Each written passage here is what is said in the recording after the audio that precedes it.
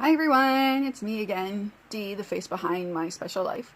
So I'm gonna plug through as many of these blogs as I can in one day while it's quiet.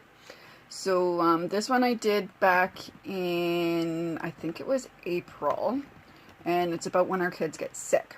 So just like the last one, I'm gonna read it through and just kind of read it as it is and add in as I go. Okay, so when our kids get sick. So, last night when I wrote this was a very long night for Stephanie. For the first time ever, she had a nasty stomach bug. I'm not exactly sure what brought it on, but it wasn't fun, as I'm sure you can imagine. So, with Stephanie being sick, I wasn't sure how she'd react. Normally, when she's not feeling great, she wants to be held all day and do nothing. Like, literally, she just sits there with her head on your shoulder. That's it.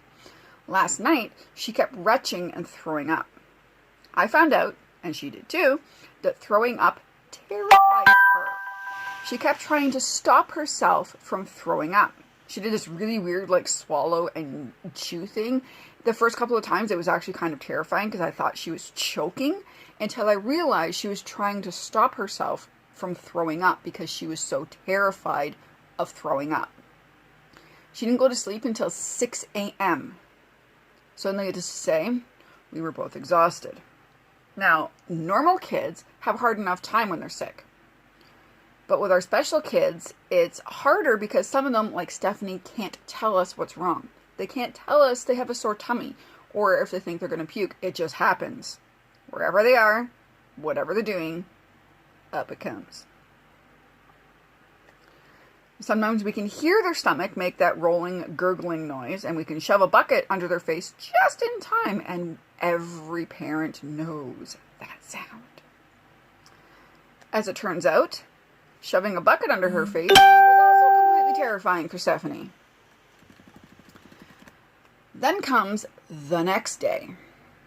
When we're certain they're done puking, we try to get them to eat and drink. Sometimes they give us the, "Are you serious right now?" look. Sometimes they just don't touch the food or drink. Other times, as was the case for Stephanie, they look at the food, turn their heads, and puke yet again. And you have to wonder, where the hell is this all coming from? You were empty. So, what can we do? Not a whole lot, unfortunately. Which can make us feel useless and helpless. Here's our poor kid suffering, and we can't really do much to help. Or so we think. In reality, we're doing everything we can. We changed their clothes about a gazillion times. We actually ran out of clothes for Stephanie, and I spent the time in between pukes cleaning her clothes, doing the laundry, just for her. We wiped their faces, their hands, their arms, and whatever else they threw up on. We changed the bed 5 or 6 times. We hold them. We kiss them. We tell them it's okay. We let them sleep with us because they want to snuggle incredibly close. In my case, right on top of me. We carry them around during the day while we change all the pukey clothing and bedding again. We encourage them to eat and drink. Then we have a massive but silent internal celebration when they finally do. We worry about whether or not we should take them to the doctor. We wonder if we should give them any medication.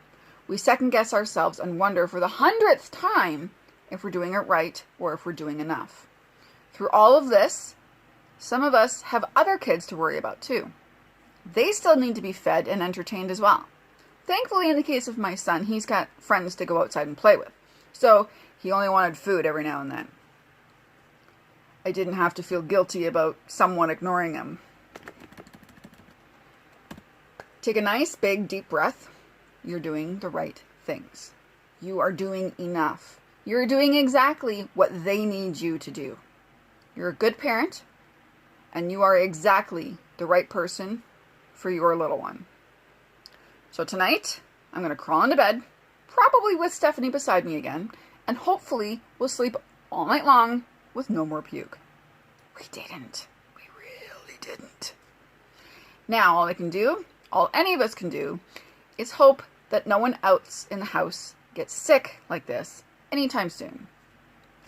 Now, in my case, I wasn't so lucky because 2 days later, doesn't my son get it? And in his case, he had been throwing up so much that it exhausted him to the point where he was throwing up in his sleep. So I had to have my 5'7", 12-year-old son sleep in my bed so that when I heard him retching in his sleep, I could shove the bucket under his face so he wasn't puking all over everything. Because that's what he did in his room. All over the floor, all over the pillow, all over the blankets. You know how it goes. So that I had like a week straight of one kid or the other puking on everything. The house smelled so bad. All I can say is, thank God for incense and scented candles and room sprays. Febreze, in this case, was my very best friend. So once we got all of the ickiness gone, and no one else got sick, thank God I didn't get it. And then everything went back to normal, and now, anytime my daughter hears anyone do that kind of retch sound, she almost panics. She wants up, she hides her face. It's like, no, this isn't happening again. I don't want it. So, again, I know I get repetitive, but you're doing everything you can. Just hang in there. It will pass. I promise. The grossness does eventually go away. I'll see everyone in the next video. Bye, guys.